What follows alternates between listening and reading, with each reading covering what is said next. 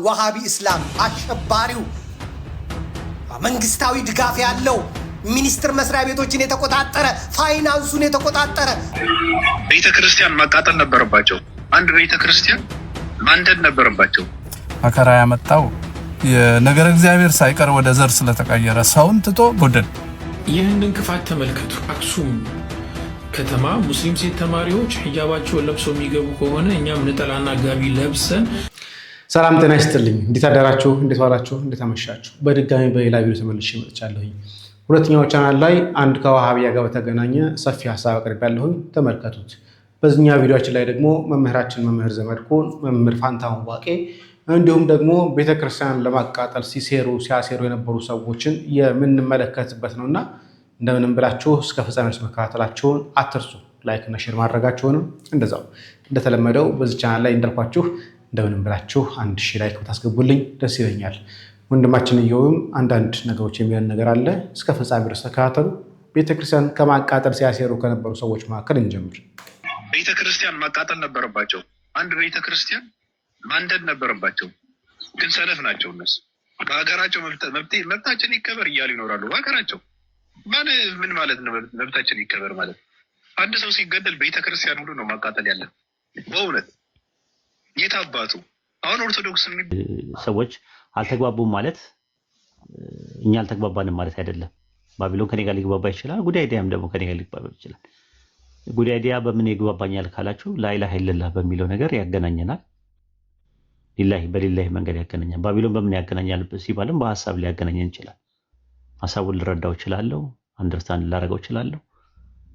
በተለያየ ነገር በተለያየ ዳይሬክሽን አለ እና አንድ ሰው ከክርስቲያን ጋር አልተግባባም ማለት ያ ሰው እስልምናን ላይ እንትን እስካላለ ድረስ እስካላበሻቀጥና እስካላጠለጠለ ድረስ ያ ሰው ጋር ከተግባባ ለምን ተግባባ አይባልም።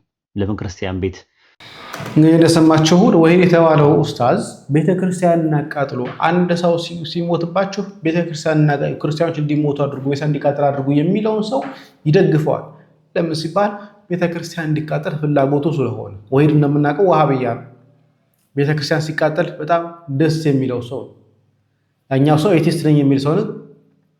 ይሄኛው ደግሞ አሁን ከክርስትና ያወጣ ሰው ነው። ግን ሁለቱም ያስማሙታል። ለምን ሲባል ሁለቱም ቤተክርስቲያን ስለሚጠሩለት፣ እኛ ቤተክርስቲያን አቃጥል ስለሚልለት ማለት ነው። እነዚያ ሰዎች ናቸው ወሃቢያ ማለት። ገመሬ ጋርምጣ ወሃቢ እስላም አሸባሪው መንግስታዊ ድጋፍ ያለው ሚኒስትር መስሪያ ቤቶችን የተቆጣጠረ ፋይናንሱን የተቆጣጠረ ፌስቡኩን የተቆጣጠረ ሚዲያውን የተቆጣጠረ ሽጉጥ ይዞ እነ ሙፍቲን ያስፈራራ ያስወጣ የሰደበ ታላቁ አባት ለሙፍቲ የማይመለሱ አረመኔዎች ባስከሬን የሚቀልዱ በሞተ ሰው የሚቀልዱ ያው በመምህራቸው በሃይማኖት አንድ ነን ለሚሉት የሚቀልዱ ሰው ከሞተ በኋላ እንኳን ብዙ አይቀለድበት፣ ነውር ነው። ቢቀለድ በሃጂ ሙፍቲ አይቀለድም። ኢትዮጵያ ትልቅ መካሪ አጣች፣ ትልቅ ሰው አጣች። ቢነገር ቢናገሩ የማይሉ የማይጠገቡ የማይሰለቹ ወንድማቸውን ያጡት፣ ዋርካን የወደቀው ግዙፍ ሾላን የወደቀው ዝግባን የወደቀው ሀገር ትልቅ ነገር ነው ያጣችው። ይሄ ትልልቆችን ያስለቅሳል፣ ያሳዝናል፣ ያስደነግጣል። ወጠጤ ሀገር አፍራሽ አሸባሪ እሱን ደግሞ ጮቤ ያስረግጠዋል። እንኳንም ኦርቶዶክስ ሆንኩ፣ በእውነት እንኳንም ተዋህዶ፣ እንኳንም ክርስቲያን ሆንኩ፣ እንኳንም ኢትዮጵያዊ ሆንኩ፣ እንኳንም የአባቶቼ ልጆች ሆንኩ። እንደው ከዚህ ጋር እያይዙ እንደው መካነ ሰላም ላይ ምን እንደተፈጠረም ጭምር ይቀጥላል። እዚህ መካነ ሰላም ላይ መስጊድ ውስጥ የገቡ የጸጥታ ኃይሎች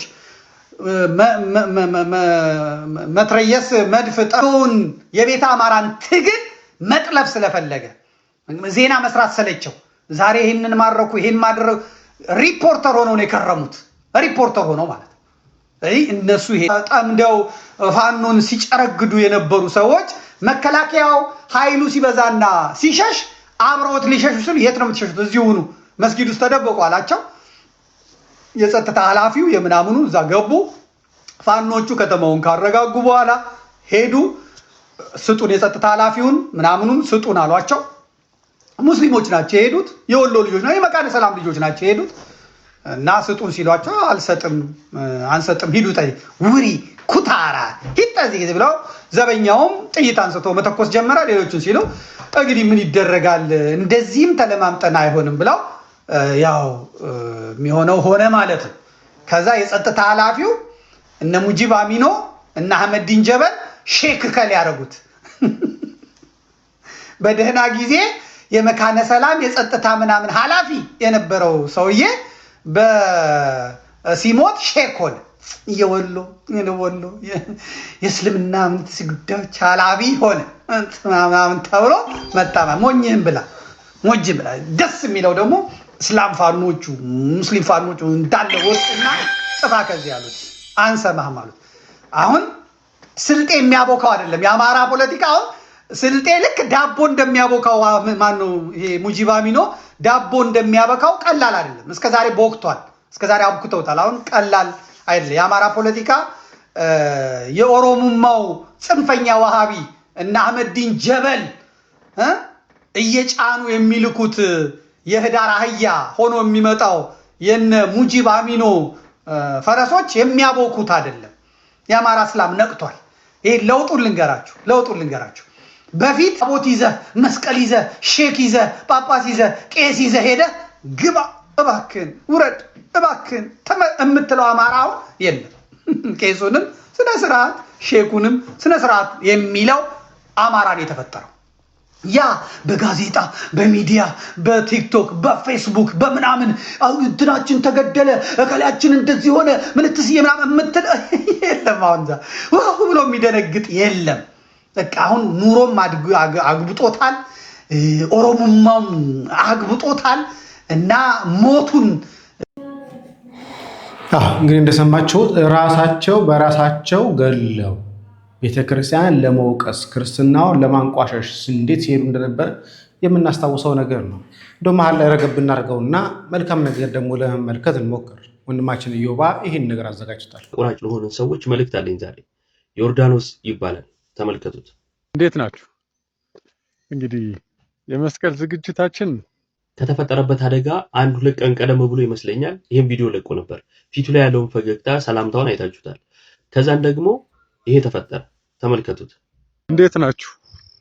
ዛሬ በረኝነት ላይ እንዳለው እንደምታዩት ቀኝ አይኔን እንጨት ተፈናጥሮ መጥቶኝ ኦልሞስት ምንም አይታየኝም እንዳለ ደም። እንደምታዩት እንጨት ተፈናጥሮ አይኑን መታው። ከዛን ወደ ሐኪም ቤት ሄደ እና ቀለል አድርጎ ነበር ሐኪም ቤት ሄደን እናያለን ከዛን አሳውቃቸዋል ምናምን ነገር ያለው ማለት ነው።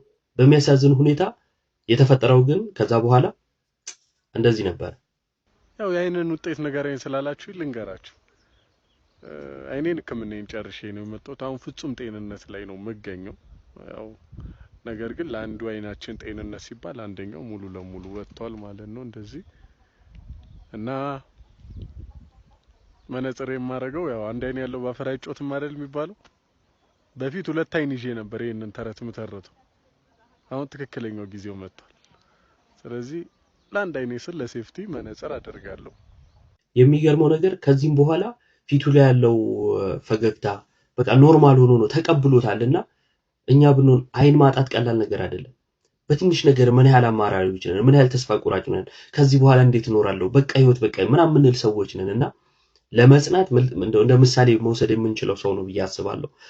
ሰርች እያደረጋችሁ ዮርዳኖስ አለሙ እያላችሁ ፎሎ አድርጉት፣ ተከታተሉት፣ አበረታቱት። በጣም አንተ የጽናት ሰው ነህ። እግዚአብሔር ከዚህም በላይ በጤና ይጠብቅ፣ ከዚህም በላይ ይባርክ፣ ነገሮችን ሁሉ እግዚአብሔር ያሳካልን። ለእኛ ደግሞ ትምህርት ነው ብዬ አስባለሁ። ይህንን ክፋት ተመልከቱ። አክሱም ከተማ ሙስሊም ሴት ተማሪዎች ሂጃባቸውን ለብሰው የሚገቡ ከሆነ እኛም ነጠላና ጋቢ ለብሰን እንማራለን። በመጀመሪያ ሁላችሁም ይህንን ቪዲዮ በደንብ ሼር እና ኮፒ ሊንክ እያደረጋችሁ ለብዙሃን አዳርሱልኝ። ሲቀጥል ለአክሱም እና ለአካባቢው ድምጽ የሚሆን ሰው ስለጠፋ እንደፈለጋችሁ መናገር ትችላላችሁ ማለት አይደለም። ይህንን ፎቶ ለጥፋችሁ አሁን ላይ ቪዲዮ እየሰራችሁ ያላችሁ ሰዎች ምንድነው ሐሳባችሁ? እናንተ ለጥፋችሁ እየሰራችሁት ያላችሁት ፎቶ የአሁን ሳይሆን ትንሽ የቆየ ነው። ታዲያ የዛን ጊዜ ሳትናገሩ አሁን አምጥታችሁ የምትናገሩበት ምክንያት ምንድን ነው? የአክሱም እስልምና ቢሮ ፈርሞና ተስማምቶ ለብዙ ዘመናት ሲጠቀሙበት የነበረውን መንገድ አፍርሳችሁ አሁን ህዝቡ ሰላም እንዲያጣ ለምን ታደርጋላችሁ? ሁላችሁም የአክሱም አካባቢና ወጣቶች በደንብ ሼር እና ኮፒ ሊንክ አድርጉልኝ። የኦርቶዶክሳውያን ባለማህተቦች ነጠላ መልበስ ከናንተ እምነት መጨመርና መቀነስ ጋር ምን አገናኘው? አክሱም ላይ አይደለም ነጠላችንን ስርዓተ አምልኳችንን ራሱ የመፈጸም መብት አለን። ምክንያቱም አክሱም የቅድስና ሀገር ናት። ቅዱስ ጽላቱ የሚገኝባት የክርስቲያን ሀገር ናት። ማንም ሆናችሁ ማንም በክርስትናችን ፖለቲካችሁን አትዝሩብን። ምክንያቱም ክርስትናችን የደም ስራችን ነው። በነገራችን ላይ እንደዚህ እሱ ብቻ አይደለም። ይህ ፎቶ የአሁን ብቻ ሳይሆን ከ6 ዓመት በፊት በዚሁ በተመሳሳይ በሙስሊሞች ፔጅ ላይ ሲለቀቅ የነበረ ነው። ይህ እንደምትመለከቱት ፎቶን ሰርች ስናደርገው የትግራይ ሙስሊም ሚዲያ በሚል ገጽ ላይ ፌስቡክ ገጽ ላይ ከ6 ዓመት በፊት የተለቀቀ ነው። አሁን ደግሞ ከዛ በኋላ በ3 ዓመት በፊት ተለቋል፣ ከ2 ዓመት በፊት ተለቋል፣ ከ5 ዓመት በፊት ተለቋል፣ ከ1 ሳምንት በፊት ተለቋል፣ ድጋሚ ተለቋል። ስለዚህ እነኚህ ወሃቢዎች ጠብ ለመዛት ሀገሪቷ ሰላም እንዳትሆን ሁሌ በጭቅጭቅ ውስጥ እንድናልፍ ስለሚፈልጉ ከ6 ዓመት በፊት ኦርቶዶክሳውያን ወጣቶች፣ ኦርቶዶክሳውያን ተማሪዎች ቅዳሴ ሰዓት ላይ እንደምናውቀው ድሬዳዋም እያለሁ የምናውቀው ነገር ነው። ተማሪዎች በተለይ እሱ የአብይ ጾም ከሆነ ከትምህርት ቤት መልስ ቅዳሴ ይገባል። ስለዚህ ለመግባት እስከነ ዩኒፎርማቸው ነጠላ ይዘው ይሄዳሉ። ያንን ፎቶ በማንሳት ክርስቲያኑና ሙስሊሙ ተግባብቶ እንዳይኖር ለሚያደርጉት ጥረት ቀለል አይደለም። ስለዚህ እባካችሁ ራሳችሁን ጠብቁ ከእንደዚያ ሰዎች። ለማንኛውም እንቀጥል። ይሄ ነው እናንተ የአረብ ሀገር ሴቶች የሚመጥናችሁ ይሄ ነው። ስዳደግ ስለሆናችሁ ማለት ነው። ሙያ ወይም ዕውቀት ቢኖራችሁ አትሄዱም እዛ።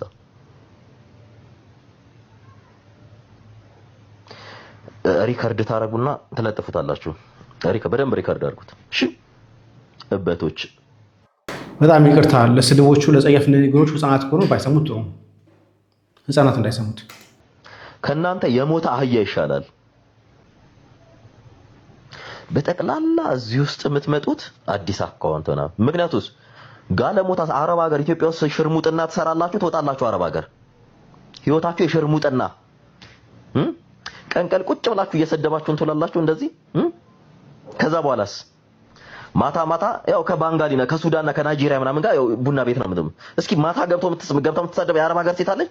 የለችም። ምክንያቱም ህይወታቸው ሽርሙጥና ስለሆነ ማለት ነው። ከዚህም ሲሄዱ በሽርሙጥና ነው፣ እዛም ያሉት ሽርሙጥና ውስጥ ነው ቁጭ ብለው የሚሳደቡ። በቃ ከዚህ የዘለለ ማንነት የላችሁም። በተለይ አክሊል፣ ይሄ ኢዮብ፣ እነዚህን የምትከተሉ ሴቶች ምርር ያላችሁ ሸርሙጦች ናችሁ።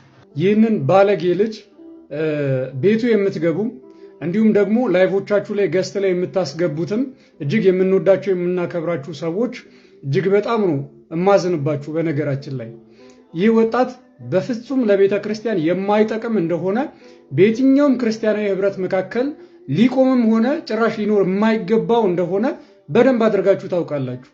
ስንት ዓመት ሙሉ ከስድብ ውጭ ምንም አይነት ጥቅም የሌለው ሰው እንደሆነም በደንብ ታውቃላችሁ። ይህ ሰው የሚያስፈልገው ምክር ሳይሆን መንፈሳዊ ጸበል፣ ዓለማዊ ቡጢ እንደሆነም ደግሞ ታውቃላችሁ። ይህ የረከሰ አንደበቱ ካለ ጸበል በቀር ሊወጣ እንደማይችል አጋንንት የሰፈነበት ያደረበት የተሞላው ሰው እንደሆነ በደንብ አድርጋችሁ ታውቃላችሁ። ስለ ክፉ መናፍስት ዕውቀት ያላችሁ ሰዎች ምን አይነት የስድብ አጋንንት እንደተቆጣጠረው ይህንን ወጣት በደንብ አድርጋችሁ ታውቃላችሁ። ስለዚህ ይህ ሰው በቅርቡ ባለ ሰው ወደ ጸበል ሊሄድ የሚገባ ሰው ነው። ጸበል እምቢ ካለ ደግሞ ደና ተደርጎ ሊቀጠቀጥ የሚገባው ሰው ነው። ለምን መንፈሳዊ መድረኮችን እንደምትሰጡት አይገባኝም። ለምን ቤታችሁ እንደምታስገቡት አይገባኝም። ለምን ቤቱ ሄዳችሁ እንደምትገቡ በፍጹም የማይገባኝ ነገር ነው። ላይቭ የሚከታተሉ ሰዎች ችግር የለም፣ ከሱ ጋር ለመበሻሸቅ ለመሰዳደብም ብለው ይገባሉ። ግን እኔ በፍጹም የማይገባኝ ነገር ነው። ይህ ወጣት ከስድብ አሁን በእርግጠኝነት ይህንንም ቪዲዮ አይቶ ቁጭ ብሎ ቀኑን ሙሉ ሲሳደብና በቃ ይህን የከረፋ አንደበቱን ሲናገር ነው የሚውለው የሚያድረው። ምናልባት ይህ ቪዲዮ የምን ምናልባት ነው ይደርሳል።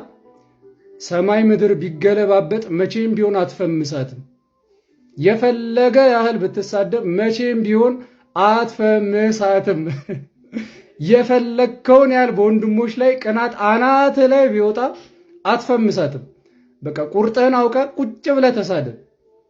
ምናልባት እንደው ጌታ ከረዳህ በዚህ አሁን እኔ በሰራሁልህ ቪዲዮ ምናልባት ብዙ ሰዎች ጋር ትደርሳለህ። ይህንን ልጅ ግን ቤታችሁ የምታስገቡ ገስት ላይ የምታስገቡትም እንዲሁም ደግሞ የዚህ ልጅ ቤት ውስጥ ገስት ላይ የምትገቡም እባካችሁ እንደው ክርስቲያን እህት ወንድሞች መንፈሳዊ አገልግሎት ላይ የምትሰሩ ክርስቲያን እህት ወንድሞች እባካችሁ እናንተም ራሳችሁ አትርከሱ። ከእንደዚህ አይነት ከረከሰ ሰው ጋር አትርከሱ።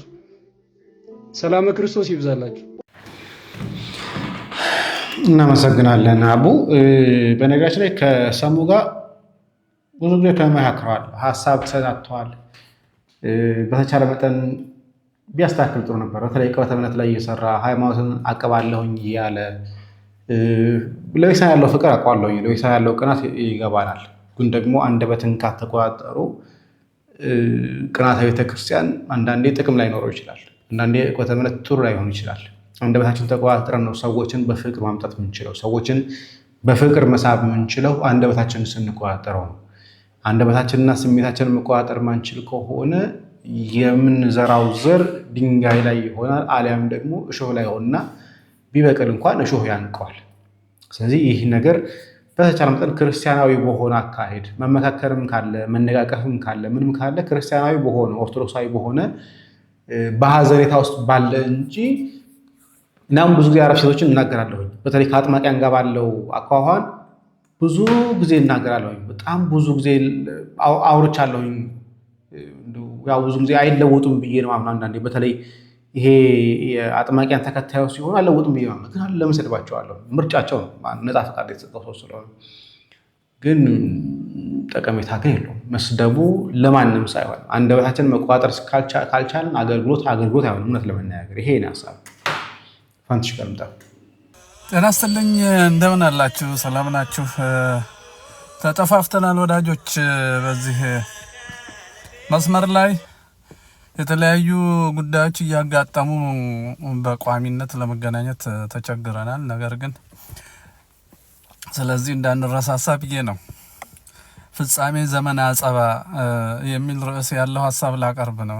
የመከራ ዘመን ማብቂያ ምንድን ነው? የመከራ ዘመን ያመጣው ሁላችሁ የምታውቁት ነው። የምናውቀው መላልሰን ስንነጋገር በጉዳይ እንግባባለን ብዬ ነው ደጋግመው። ይኸውላችሁ መከራ ያመጣው ሰውን ትቶ ቡድን፣ የኢትዮጵያ የፖለቲካ ፍልስፍና፣ የማህበረሰብ ፍልስፍና፣ የነገረ እግዚአብሔር ሳይቀር ወደ ዘር ስለተቀየረ ሰውን ትቶ ቡድን፣ ነፃነትን ትርጉሙን ቀይሮ መለያየት፣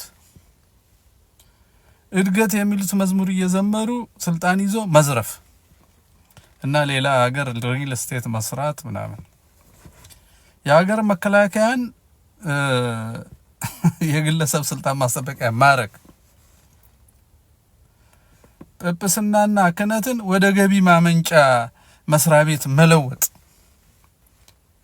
የሀገር ርስትን ወደ ባለስልጣናት የውጭ ሀብት ማከማቻ መሬት፣ የእርሻ መሬት ለአረብም ለምንም እየሰጡ ውጭ ሪል ስቴት መስራት፣ አሲዞ መበደር፣ ምሁርነትን የሐሰት ትርክት ፋብሪካ ማድረግ፣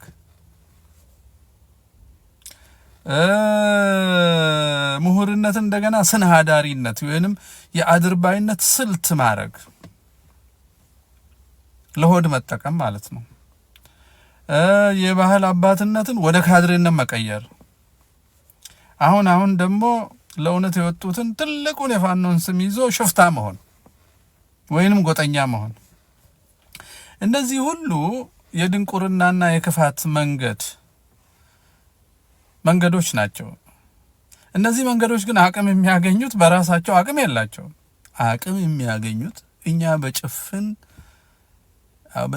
መንጋነት ተከትለን ኃይል ስንሆናቸው ነው። ወታደር ስንሆንላቸው፣ ጆሮ ጠቢ ስንሆንላቸው፣ ፖሊስ ስንሆንላቸው፣ ጋዜጠኛ ስንሆንላቸው፣ የሐሰት ዳኛና የፍርድ ቤት አቃቤ ሕግ ስንሆንላቸው፣ ለዚሁ ለድንቁርናው ይሄን ሁሉ ስንሰራ ነው። እንግዲህ የኢትዮጵያ ትልቁ የመከራ ምንጭ ሶስት ነገሮች መጋባታቸው ነው። ሶስት ነገሮች ጋብቻ ፈጽመዋል። ሶስት ነገሮች፣ አንደኛው ድንቁርና ነው።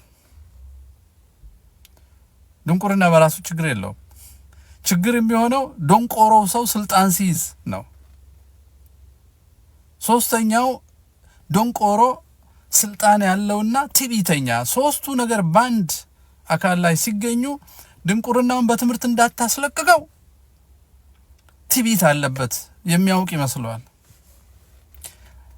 እንዳታስገድደው የፖለቲካ ስልጣን አለው፣ ጉልበት አለው። ስለዚህ ደንቆሮና ትዕቢተኛ ጉልበት ሲሰጠው እነዚህ ሶስቱ የተዋሃዱበት ሰው ስልጣን ሲይዝና ሀገር ሲመራ ህዝብ መከራ ውስጥ ይወድቃል። የኢትዮጵያ ፖለቲካ እሱ ነው። ከቤተ እምነት እስከ ቤተ መንግስት ያለው የሶስቱ በሽታ የያዛቸው ሰዎች በሰናዳሪነት ወይ በሆድ መስሎ የማደር ጥበብ ነው እያሻገርናቸው ነው እያሉ የሚቀልዱ ሰዎች ስልጣን ላይ ሲቀመጡ ነው። ስለዚህ መፍትሄው ምንድነው? ስንት ዓመት እናለቅሳለን? መፍትሄው ወዳጆቼ፣ መፍትሄው እኛ እነዚህን ደንቆሮች ተከትለ ራስ ብዙ ዓመት ግራ ስለተጋባን አንግባባም። ስለዚህ ተረጋግተን ከሰናዳሪነት ነፃ ያወጡ እግዚአብሔርን የሚፈሩ ለወዳቸው የማይገዙ ብሔራዊያን ሊቃውንት እንፈልግ፣ አባቶቻችንን እንፈልግ፣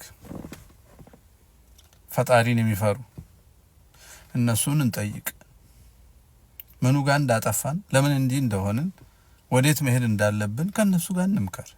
አንቃርም ከባዕድ ከምናምን ከዲግሪ ውስጥ ከሆነ አገር ቻይና እንዲህ ነው፣ ጃፓን እንዲህ ነው፣ አሜሪካ እንዲህ ነው፣ አውሮፓ እንዲህ ነው፣ አረብ እንዲህ ነው፣ ቱርክ እንዲህ ነው የሰለጠነው፣ ኢራን እንዲህ ነው፣ ሳውዲ አረቢያ እንዲህ ነው እያልን ዝም ብለን ስንቃርም አንዋል። እኛ የራሳችን መንገድ አለን። ልዩ ስለሆነ ልዩ የሆነው በፍጥረት አይደለም። እዚህ ኢትዮጵያ የሚባል ቦታ መገኘታችን የሆነ በነጻነት መኖራችን ያመጣው ብዝሃነትን ስላለን ይሄ ሁሉ ልዩ ያደርገናል። ልዩ መፍትሄ ነው የሚያስፈልገን። ኮፒ አያድነንም እኛን ማለት ነው። ስለዚህ አንዴ መንገዱን ካወቅን በኋላ የህይወት መንገድ የቱ ነው ለነፍስም ለስጋም የሚበጀው ብለን ህይወት ሊቃውንቱ ካሰመሩልን በኋላ እዛ ላይ መቆም፣ በሱ መጽናት፣ ሌላውን ቃራሚ እምቢ ማለት መፍትሄው እሱ ነው። ሌላውን ቃራሚ እምቢ ማለት እንግዲህ እንዴት? ስለዚህ እምቢ ካልን በኋላ ነው ሊቃውንቱ ባሳዩ መስመር ምን አይነት ሀገር ምን አይነት ኢትዮጵያ እንደምንፈልግ ደግሞ መነጋገር። ለምን እያልን እየተጠያየቅን በጭፍን አይደለም። አሁንም እንዲህ አይነት ኢትዮጵያ ነው የምንፈልገው ስን ለነፍስም ለስጋም ለትውልድም ለዘለቄታዊነትም ለሰላምም ለአንድነትም ለጥንካሬም መስፈርቱ እሱ ነው። ለነፍስም ለስጋም ለዘለቄታዊነትም ለትውልድ ቀጣይ ነው ለአንድነትም እንዲህ አይነት ኢትዮጵያ ነው የምንፈልገው። እንዴት ነው እዛ የምንደርሰው? ሊቃውንቱ በነገሩ መንገድ እንዲህ እያልን እንደርሳለን። ዝም ብለን የብልጽግና ወንጌል ቅዠት፣ የዋሃብያና የጀርመን ናዚ ትራፊዎች ያመረቱት ኦነግ ጋብቻ፣ የጣሊያን ደም እዛ አድዋ የፈሰሰው ደም ፋንዲያ ላይ የበቀለ የባንዳ ልጅ መንገድ፣ እነሱ የፈጠሩት ትውልድና አስተሳሰብ ያጠፋናል እንጂ መቼውንም ሰላም አያመጣም። መቼውንም እንደምታዩት ነው። ሰው እያረዱ ነው። ጣዖትን ሃይማኖት ነው ብሎ ዝርቅ እያሉ ነው። ከመሬት ተነስተው የዛሬ 12000 ኩሽ እንዲህ አከብር ነበር፣ የክርስቶስም ዋቂ ፈታ ነው፣ ዮቶሮ ዋቂ ፈታ ነው፣ እንዳውም መልከጼዴቅ ይባላል እንጂ መልከጼዴቅ አይደለም የሚሉ አይናውጣ ምን ልበላቸው ይበቃል ህሙማን አሉ። በእነዚህ ህሙማን የተወናበዱ ወንድሞች እህቶቻችንን ህፃናቱን ጮርቃውን እንዴት ወደ እውነት እንደምንመልስ እያሰብን ሊቃውንቱ ባሰመሩልን መንገድ ላይ እንሂድ። ሰው ከቡድን ወደ ሰውነት፣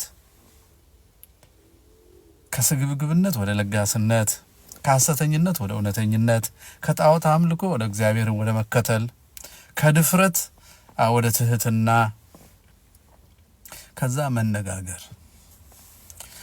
ይሄን ካረግን ባለ አእምሮ ስለሆነን እግዚአብሔር በአምሳሉ ስለፈጠረን ከጭፍን መንጋነት እንውጣ። ቤተ እምነትም ሄደን ዝም ብሎ አጨብጭቡ ላለን ሁሉ አናጨብጭብ። እልል በሉ ሲሉ ዝም ብሎ እልል አንበል። ምክንያቱን እንወቅ።